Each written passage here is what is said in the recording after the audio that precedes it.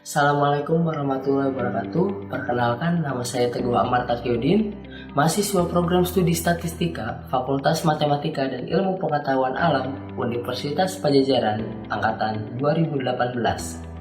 Pada video kali ini, saya akan membahas mengenai statistika deskriptif. Namun, sebelumnya, jangan lupa like, komen, dan subscribe ya.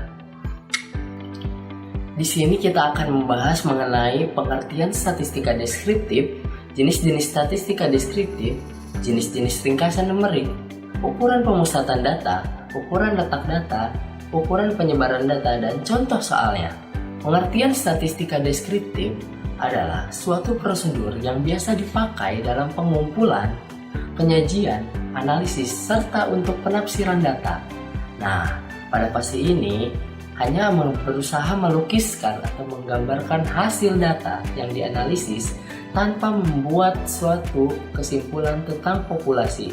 Jadi di sini hanya menggambarkan apakah bagaimana rata-ratanya, bagaimana mediannya, seperti itu. Nah, selanjutnya kita akan masuki jenis-jenis statistika deskriptif. Statistika deskriptif dibagi dua, yaitu ringkasan numerik dan visualisasi data. Pada bagian kali ini saya akan membahas mengenai ringkasan numerik. Apa itu ringkasan numerik? Ringkasan numerik ini menyatakan nilai-nilai penting dalam statistik. Yaitu ada 3 macam, yaitu ukuran pemusatan, ukuran letak, dan ukuran penyebaran. Ukuran pemusatan ini berfungsi untuk menunjukkan letak pusat dari sebuah data. Dan ukuran letak ini berfungsi untuk menunjukkan letak di suatu data pada sekumpulan data tertentu.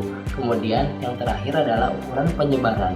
Nah, ukuran penyebaran ini berfungsi untuk menunjukkan seberapa besar atau seberapa jauh data menyebar.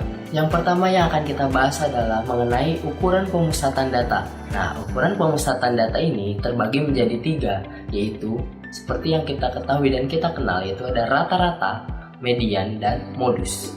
Nah, yang pertama itu adalah rata-rata atau yang disebut dengan mean. Nah, rata-rata ini adalah suatu nilai atau suatu angka yang bisa mewakili dari sekumpulan data. Nah, sedangkan untuk median atau nilai tengah adalah nilai tengah dari suatu data yang telah diurutkan terlebih dahulu, mulai dari yang terkecil hingga yang terbesar. Nah, ini adalah perbedaannya antara median dan rata-rata. Jadi median itu perlu diurutkan datanya. Kemudian yang ketiga adalah modus. Modus ini adalah nilai yang paling banyak muncul atau nilai yang frekuensinya paling besar atau sering muncul, seperti itu. Kemudian yang kedua itu adalah ukuran letak data. Ukuran letak data ini dibagi menjadi 3. Nah, ada kuartil, desil, dan persentil. Nah, kuartil sendiri ada kuartil 1, kuartil 2 atau disebut dengan median, dan kuartil 3 atau kuartil atas. Nah, kuartil ini merupakan sekumpulan data yang dibagi menjadi 4 bagian yang sama banyak setelah nilainya diurutkan tentunya. Nah, yang kedua itu adalah desil. Desil ini adalah sekumpulan data yang dibagi menjadi 10 bagian yang sama banyak setelah nilainya diurutkan. Jadi ada 9 ya. Ada desil 1, desil 2 sampai desil 9. Nah, kemudian ada persentil. Persentil ini adalah sekumpulan data yang dibagi menjadi 100 bagian yang sama banyak setelah nilainya diurutkan. Jadi ada 99.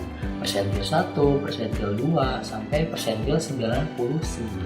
Kemudian selanjutnya yang ketiga adalah ukuran penyebaran data. Nah, ukuran penyebaran data ini ada 2, yaitu ada varians dan simpangan baku.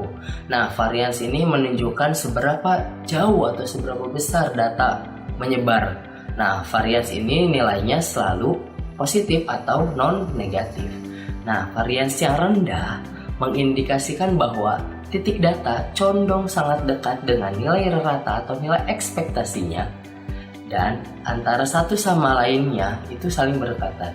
Sementara varians yang tinggi mengindikasikan bahwa titik data yang sangat tersebar atau menyebar di sekitar rata dan dari satu sama lainnya gitu. Sementara untuk standar deviasi adalah ukuran varian atau perbedaan dari nilai sampel terhadap rata-rata suatu data yang sering digunakan dalam statistik. Standar deviasi sendiri juga digunakan untuk mengukur jumlah variasi atau sebaran beberapa nilai data. Maka dari itu, rumus dari standar deviasi adalah akar kuadrat dari varians.